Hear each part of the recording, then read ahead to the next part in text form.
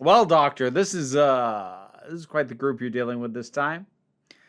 Curse of Peladon, Third Doctor's story, and a classic that I have not seen before. I knew it only by two measures. I knew that it had a follow-up later on, and I knew that this was where Alpha Centauri, who appears briefly in the Doctor Who episode, the 10th, no, not 10th Doctor, Series 10, 12th Doctor episode, Empress of Mars, originates from. Alpha Centauri is not the only bit of weirdness going on here, though. Oh boy. This is an episode that I feel like speaks to a very specific aspect of the appeal of Doctor Who, which is a combination, a classic Doctor Who at least, which is a combination of shockingly intelligent writing and deeply janky visual execution. Like, I've ragged on classic Doctor Who for some of the visual jank before. And I know some people think that's unfair. As I'm fond of saying, I can only speak with the perspective that I have. I didn't grow up on this level of effects. I grew up on Star Wars. I'm sorry. I've gotten used to it, but I do still kind of call it out from time to time. This is a case where, honestly, the janky visuals are adorable. And they don't hold back the narrative. Because, well, the big thing is, I don't really have to take any of the visuals seriously. What do I mean by janky visuals? Well, we have a story set on another planet, a planet that is in contact with various alien races because this planet is, I don't think they're spacefaring yet, but they're on the verge of becoming spacefaring.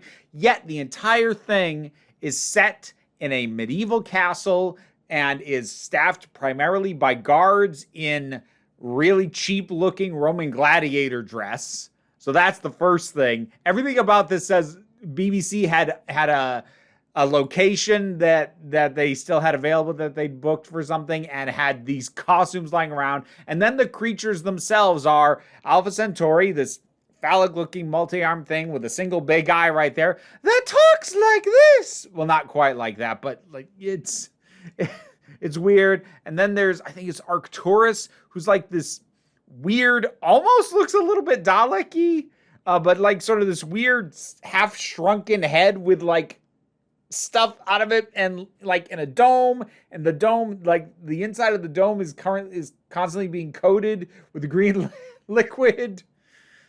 And of course we've also got the Ice Warriors, complete with their Lego hands.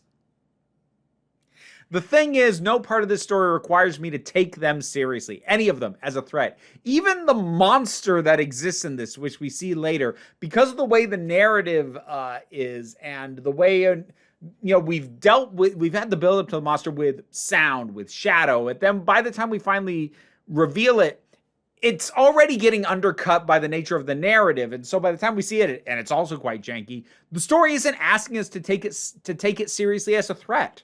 So all the visual jank doesn't actually hurt this. Like, compare that to something like, say, Genesis of the Daleks, where you had the giant clams that the characters and by extension the audience were supposed to be afraid of.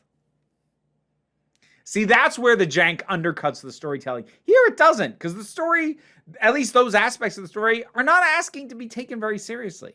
And I did say shockingly smart writing, not because it's like the deepest or most complex narrative of classic Doctor Who. It's not. But it's got a lot more intelligence behind it than I would have thought, and a lot more nuance to the various characters and aspects of what's going on than I would have expected, given the setup and the visual execution. I haven't even really talked about what this story is. So the Doctor and Joe, this is the Doctor. He's only recently gotten his TARDIS back. Third Doctor, John Pertwee, charming as hell, as always, traveling with Joe Grant, Katie Manning, and he's just trying to do a quick little trip, and he thinks just to run her in, and he thinks he's brought them back to England, and he didn't. They landed on this planet, on Peladon, and there is stuff going down.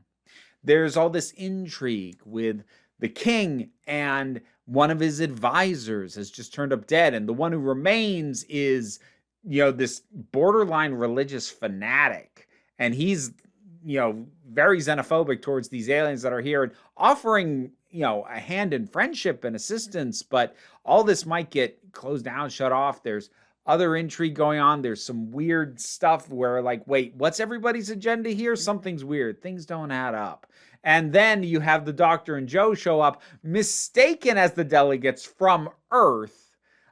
They're not, but they have to fake who they're being. But again, just a lot more intelligence to a lot of the moments that I would have expected. Let me talk about the advisor, the religious advisor, real quick, because initially he was starting to irk me. I was like, oh, here we go again with the whole, religious zealot is bigoted and awful, and isn't religion terrible? But it's not quite that. Particularly, what I really like is there's a moment later on where he explains why he is so against these aliens showing up. And while some of it is rooted in some presumably religiously based bigotry, about lesser beings or what have you, he also expresses some genuine and legitimate concerns. Will we be allowed to even keep our own culture as we get subsumed into this greater multicultural intergalactic community? Why are they even interested in us? They're going to strip mine our resources. And these are legitimate concerns. Also wrapped up with some not so legitimate concerns, and the way he's going about trying to do it, not great.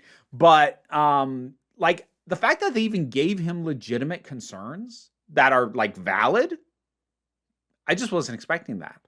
And then like a lot of moments with Joe as well. I'm liking Joe every time I see her. I've still got quite a few stories with her that I haven't seen yet, but Joe has a little bit of a reputation as a ditz, and I'm not sure why. Well, I guess I partially know why. Maybe partially is she's coming off, she came in as the companion after Liz Shaw, who was a scientist, and was an attempt to have a more knowledgeable companion, whereas Jo Grant just doesn't. She needs everything explained to her. But here's the thing. Once you explain it to her, she grasps it really well.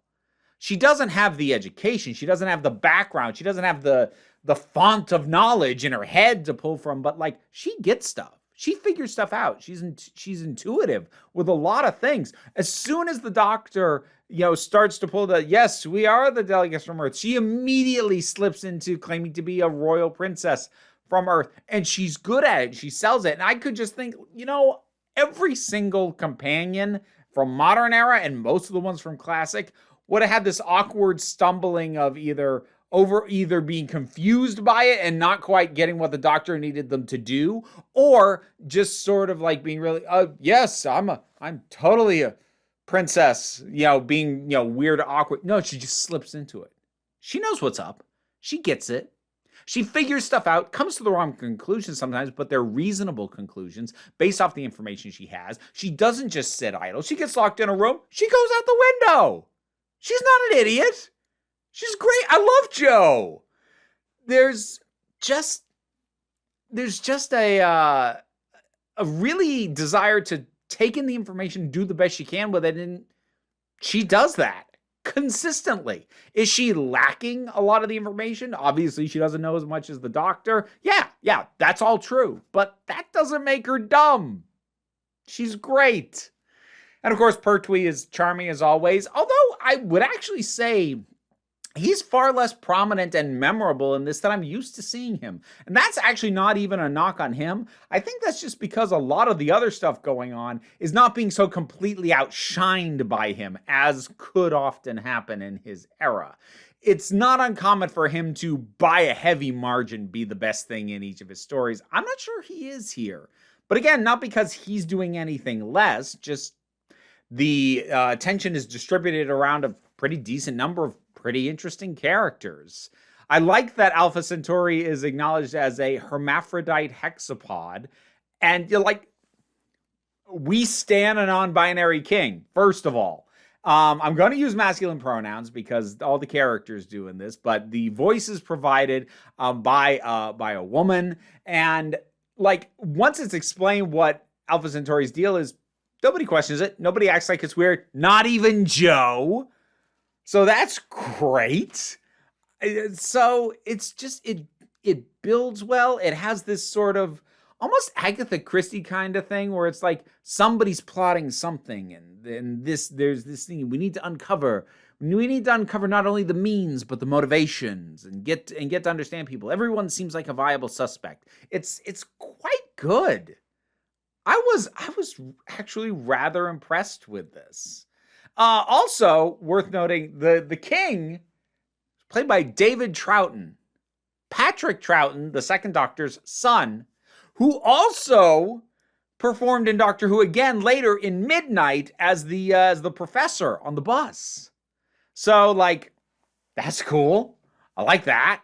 I like that we get some nuance on the Ice Warriors, too, kind of coming back to more nuance than I was expecting, because the Doctor, because of his history, obviously suspects them right off the bat, but they are the first ones to prove themselves trustworthy. And it's presented in a way that makes sense for what we already know about them as a species and as a culture. So without breaking the characterization of what they've been before, it also makes them not the villain in a way that works and feels really solid. The fight choreography, surprisingly good. There's a trial by combat later on between the Doctor and this sort of honor guard character. And there's like this extended shot, top-down shot, and it goes on for a while, and it's pretty good. It's pretty solid fight choreography, especially for Doctor Who. Like, to the point that I found myself thinking, why does this show from the 70s know that the best way to film fight choreography is to have the takes go for as long as possible and actually show the people getting out of the way of things, but we're still stuck in this friggin' rapid cut and handheld nonsense in the modern era? Like, it's good. It's good. And then there's tiny little things, little fun moments sprinkled throughout. I love that Joe calls out the Doctor for name dropping. Because towards the end, they're like, oh, well, I haven't been to a coronation since Queen Elizabeth. Or was it Queen Victoria? And she just name drop her. They're dynamic, the two of them. They're great together. Like, they're great individually, but they're great together. And this is a really fun episode. It has a great energy. And like I said, the visual execution is not good, but like in a way that doesn't hurt the story and is actually kind of fun. It's okay to be weird and low budgeted and janky sometimes. Not all stories actually are harmed by that. Some are, if the narrative kind of requires you to buy into and feel the legitimacy of these things, but this story doesn't ask that of you, and as a result, it's adorable, and it's fun, and I liked it quite a bit. Curse of Peladon. You've seen that one. Have you rewatched it lately? What is an episode that is visually janky in a way that you think is a positive? Whatever your thoughts might be, drop something down in the comments. Let's talk about it. Patreon pays the bills and allows me to do this as my living. Even if you can't assist me that way, like, share, subscribe. Also help me out. There's links to other things I do in the description, but don't worry too much about it. We take a relaxed attitude around here, so you can come on back next time you need a break. This video wouldn't have been possible without my supporters over on Patreon, and I would especially like to thank Robin Moore, Zubin Lutfullah, Tarak, the thing that goes doink in the anime, Ruth, Oliver B., Ulrich Bogdan, Melinda Walters, Imudelki, Leotha Boyd, Auntie Kate 808, Becky Sparks, Bernabi Lax the Poodle, Robin Powell, Tracy Scrabbit, Angry Casperl, Tim Price, Adam R.D.L. Taylor, David Hall, General Contact Unit Problem Child, Shayla Gourlay, and Rosalind Bennett. Thank you so much.